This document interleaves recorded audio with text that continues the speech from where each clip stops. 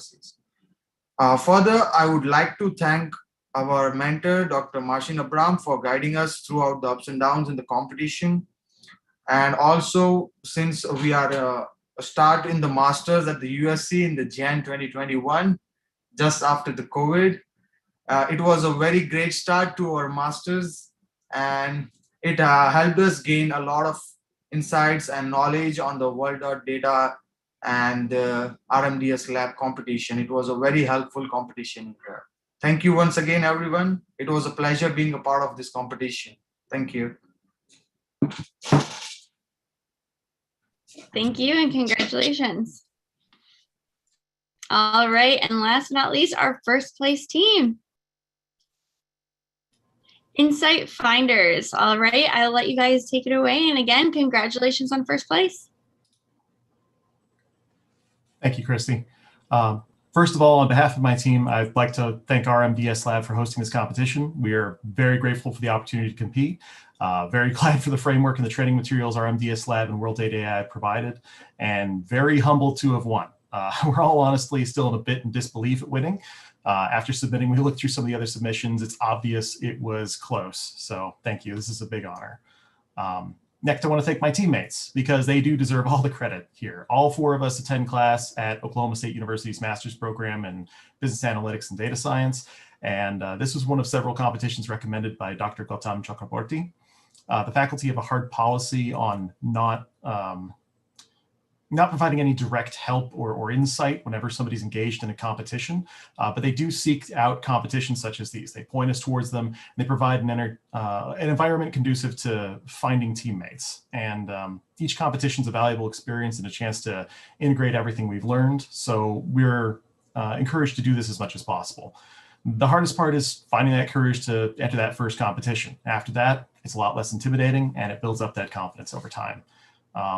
The topic of this 2021 data science competition also really interested us. Each of us had some familiarity with time series data and sentiment scores prior to the competition, so that made it a pretty easy choice. But the whole media fiasco around GameStop stock over the past 2 months, and then the big hit that Oklahoma's oil and gas industry took as a result of the 2020 and falling energy demand made this a really tempting target. Text is full of hints about what people are thinking, what people are feeling, what people plan to do next, and people are inherently social, so they unconsciously want to share that information. It's obvious there's a lot of value in that information that can be pulled from whatever people are writing, but the questions that's always on our mind are, do these people writing know any better than we do? Are there enough of these people making comments that we can get some of that wisdom of the crowd where all the magic happens? And how much of this writing is just stock market wish fulfillment from financial writers? The RM4E framework was a great place to start. That first E was for equation, and we knew we just didn't have time to run through an endless battery of models because Dr. C always has a ton of homework for us. We spent a lot of time seeking out journal articles and building our literature review before we even began to look at that modeling step. If we could see far, it's only because we're standing on the shoulders of giants. Those papers told us a lot about what works, what we shouldn't even bother trying, and how to think about the research questions at the heart of the competition.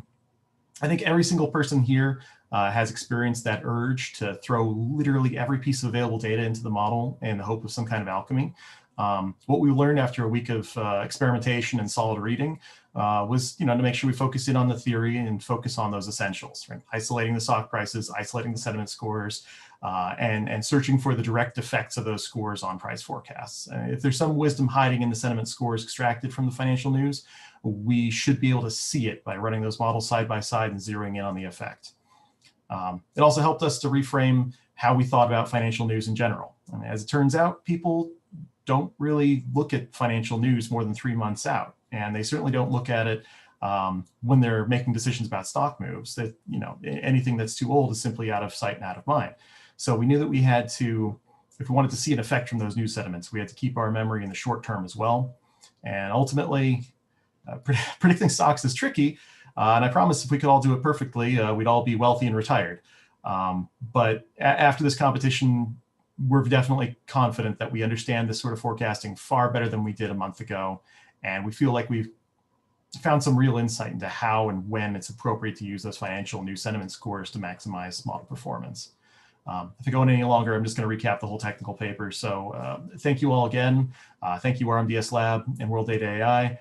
Thank you to my team Insight Finders. That's Pankaj Dirbikamala, Shtong Hu, and Aspen Schmidt, and myself, Andrew Dransky. We're going to have to break up soon as everybody graduates, OSU moves on with their careers. And so I'm going to wish you all the very best. Thank you. Thank you so much, Andrew. And again, congratulations, everybody. Check back on grmds.org for our next competition, Post-COVID California Property Price Trend Prediction. This will be launched later this spring. Again, congratulations to everyone. Thank you so much for joining us today on this Sunday, and we are so excited for our future and to have you all join us. Thank you, Christy. It was a pleasure working with all of you and look forward to working together again. Yeah, it's very exciting.